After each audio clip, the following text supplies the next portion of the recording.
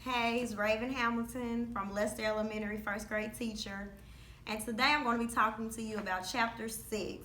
And in chapter 6 was very, very, very great. It was a lot of details. It was interesting.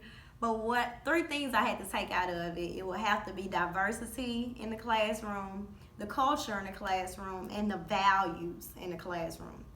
And the reason I took that away is because we as teachers have to be able to reach out to our students about diversity and culture, because a lot of them don't know what that is or have never heard the term culture and diversity. So at our school at Lester Elementary, don't have a lot of diversity.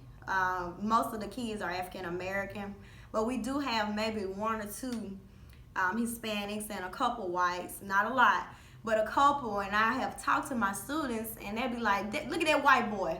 But what I have told them, I'll be like, hold on now, you guys are the same. Both of you guys are boys, you just have different colors.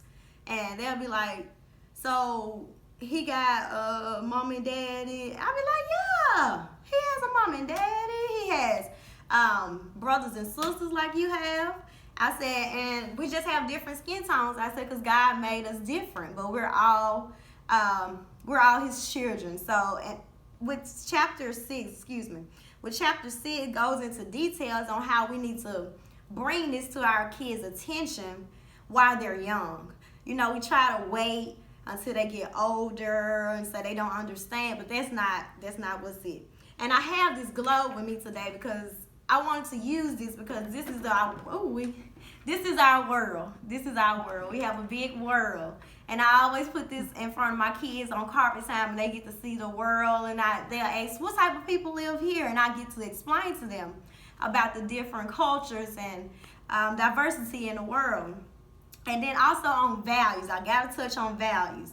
A lot of our kids don't know anything about values, and I know where I'm at. They don't know nothing about values. So we as teachers, we as teachers have to be able to talk to our kids about what's good values, what's bad values, so they can know.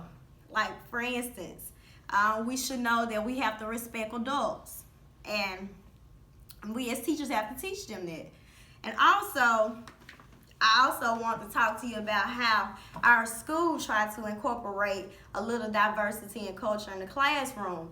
We had a group of Indians come to our school on last Friday, and they did a dance. And I loved it that they was able to bring the different diversity and culture to the school. It was wonderful, and the kids got to see the dances, and it gave a new outlook to them on life.